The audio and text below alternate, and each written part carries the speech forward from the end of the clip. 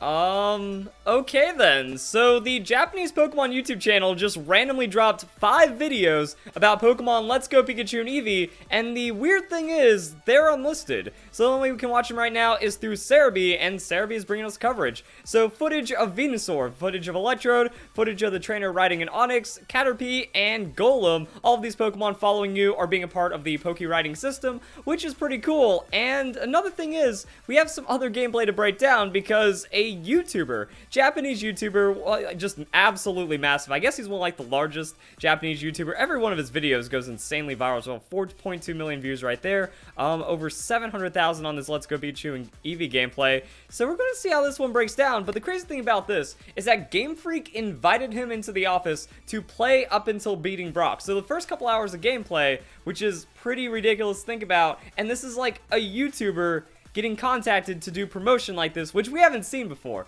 So they really want to get this game out there. And a cool thing that I will like touch on later is that like this guy just has pure joy when he's playing the game, which is another good sign. But right now, I'm looking for any little detail. It doesn't matter if these are like 10, 15-second clips about the game. I'm looking for any little detail that can give us some information about Let's Go Pikachu and Eevee, because there's a few loose ends. There's also a lot of intrigue, there's a lot of mystery, and it can go in some really great places. So one little piece that's just kind of like hanging out right there could actually mean something massive for the games in a very positive way, or we could also just go and enjoy the show. Such as, we've already seen this, I think at one of the trailers, you know, Electro just rolling around following us. That's cool. That gives me Pokemon Snap vibes, but also my favorite character to ever be introduced in Pokemon. The guy in the Great Pokemon Race where he's freaking riding the Electrode, and he takes first until Team Rocket's trap takes him down. That dude is my hero. Next up, we also have Onix. So We've already seen a lot of Onix footage riding around. It's been like every trailer and a lot of extra gameplay, so nothing really too crazy right here. Also, they hopped on Onix during the E3 demo. So yeah, like, alright, so that's how you can ride Pokemon. That's how large Pokemon are. I want to see how Onix looks in the wild. Like, I want to see how that scaling works for some more fully evolved and larger Pokemon. Next up, we have Caterpie. Oh, look at Caterpie lagging. Oh my, you can... What happens when you outrun your Pokemon? Like, that's a little silly.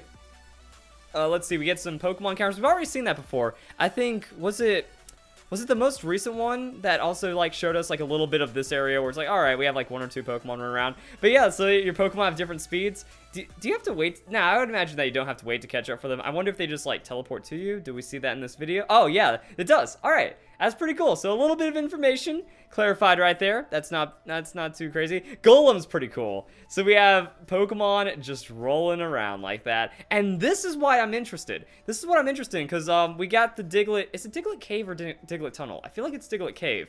So we have Diglett Cave, and we just get to see Pokemon encounters and Pokemon popping up. And Dugtrio in the original Pokemon games actually has a pretty high level. So I wonder if that's going to give us a good level capture if we just run into this cave and then go for Dugtrio. And it seems to be slightly common, so we actually get to see the full cave right there. So not really too many things have changed. We get to see some of the size differences. So we got Zubat.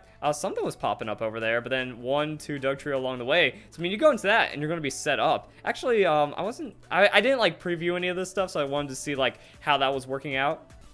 Yeah, that's right. The level differences on these guys were absolutely massive. Like, Dugtrio was rare, but when it appeared, you just jump into a level 30 Pokemon randomly while you're just at the 3rd gym. That's kind of crazy to think about. I was also thinking, like, maybe there was a weird, like, level 20-ish, like, early level 20 Dugtrio, not almost level 30, but yeah, that's kind of it. So, good high priority target right there. And that's what I just like about this. Like, I'm okay with any gameplay. I just want to see what's going on. The Golem's really cool because, like, this is capturing everything. This is a lot of the anime lore, a lot of the other game lore. You know, when we see Golem and other Pokemon interacting in Pokemon Snap, I'm feeling that right now. I think that's pretty cool. So we're getting this 3D environment Kanto that we haven't really played before, and everything else looks to be consistent. So this is the little bits of gameplay I'm living for. It just gets me a little more excited about the game. And then we have Venusaur following you, which is apparently a meme. So I don't know what to expect, but apparently this is like causing people to go crazy.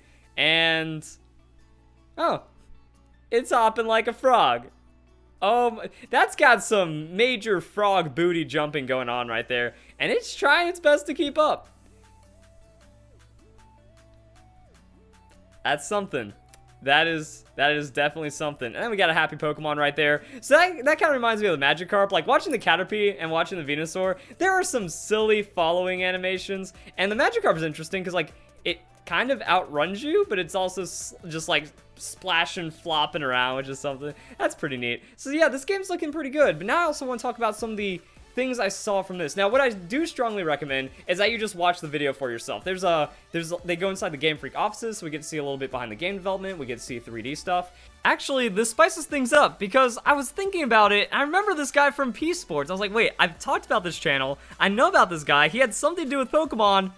Right, the P Sports. So he's been sponsored by Pokemon. He was used as a YouTuber, massive headliner to help kind of promote the series that Game Freak and Pokemon were, well, I don't know how much Game Freak was in, but you know, Pokemon, they were massively behind this, and also they tweeted him out recently as this part. Like, that's how you go into the video and stuff. So yeah, even on the Japanese Pokemon website, it's like, yo, we have this YouTuber. So yeah, Pokemon Let's Go Pikachu and Eevee crossed over with the YouTuber. He's going to give us the gameplay, and they have no problem just kind of shouting him out, giving him the plug, because Pokemon is going to get plugged right back in. You know, it's going to be tons of people that are going to watch this video of enjoying Pokemon Let's Go Pikachu and Eevee, and then that could maybe generate some extra sales depending on how dedicated the fan base is, or at least continuously build hype. So there is a pretty good give and take right there, and I think that's really cool. And it's kind of sad that we see this happen for the Japanese side of YouTube, but not really on the English side of YouTube. Like, one thing I was kind of thinking about recently was the casting call, that for commentating like Nationals and Worlds and like Pokemon VGC and stuff, they actually did auditions for YouTubers, and they haven't really engaged with PokeTubers ever since that. So now would be the time to kind of rebuild the community from Pokemon aspect. But I mean, if all the hacking and all the corruption in VGC, as well as the corruption in the Pokemon company itself that I've proven in the past is in the show, not really a good sign. But yeah, I wanted to make that note, because it's not like this massive out of nowhere thing that they're kind of recruiting PokeTubers, or at least this guy, for it, because he has been kind of sponsored in the past. But it is pretty neat. It is pretty fancy. Is that the same shot that they used for his P Sports? Okay. I was like, they didn't even take like a picture of him that day when he showed up to the Game Freak office. That's kind of funny. Like, the thing is, gameplay in Pokemon is a universal language, so even if you don't understand them, you get to enjoy and watch the game, which is pretty cool. And I don't know how Japanese content creators respond to like content ID claims and copyright strikes and stuff, so I'm gonna try to show as little as possible, and you know, just something like that. However, the initial gameplay is pretty cool. So we've already seen this, you know, what happens when you run into Professor Oak initially, and this is definitely gonna be something different, because it's not like you go into tall grass and it's dangerous to go alone and you need a Pokemon to help out. Looks like Professor Oak's gonna give us the basics, or maybe that happens, you know, Pikachu just runs out and the encounter just starts. Like, Pikachu looks up, hey, what's up? All right, I guess we're doing it. We get to learn how to capture a Pikachu. So because of this, I think Professor Oaks will be like, well, it looks like you have a friend that's going to be able to take care of you or something, thus kind of giving us, you know, the idea that Pokemon are there to protect us through the wild Pokemon and stuff. So the initial kind of, the initial parts of the game being just a little bit reworked. Then the rival battle is actually shuffled around because of this, which does make sense. And going into like some of the other gameplay stages, we see Viridian Forest, we see some of that stuff, and then beating Brock. Now, beating Brock is cool, because we get to see the double kick Pikachu in action, just kind of beat up on and like do a lot of damage. That's pretty cool. And that's kind of it. So yeah, like, one thing I want to know is how much joy this guy has while he's playing the game. Like, he looks like he is reliving his childhood and loving every moment of Let's Go Pikachu and Eevee. That's the thing, that's another reason why I just don't understand the hate. It looks like this is going to be something to where you're just going to love it. You're just going to enjoy it, because Kanto never gets tired. We have it in 3D right now. We have new mechanics. It's fresh. So many people are like, oh, it's just the original 151 Pokemon, and you know, I'm tired of going to Kanto for the 20th time, even though it's like the 4th or whatever. And people do say 4th, but you know, it's over exaggerated. It's like, okay, we haven't been to Kanto in 3D, and they've definitely changed up. Like, Pokemon are following you. That's cool. So you get to engage with the Pokemon, you get to relive the start of Pokemon. You know, this is where I'm getting like these flashbacks from the early days, where it's like, yeah, this feels like the early anime, this feels like Pokemon Snap, this feels like Pokemon Stadium, and I'm down for every little bit of that, and it's going to just be a more in-depth Pokemon experience, and that's why this is a Pokemon game for everyone. It's been made as it's just the spirit of Pokemon. Like, this is one of the most core Pokemon experiences I've ever seen, giving us everything we wanted. Pokemon following you, on top of just the immersion that really makes it feel like a Pokemon adventure. And I think that's awesome. I've been looking for a Pokemon adventure, not a Pokemon game, and every little teensy bit of gameplay I see about it makes me feel better and more confident about that being a thing. And we just kind of get to see all kinds of little things. So running up Route 1, so Pokemon in the wild. I'm trying to like look for anything. It's like, where's the shiny Pokemon that's like hiding in the corner of one of these random gameplay footages, either there unintentionally or intentionally.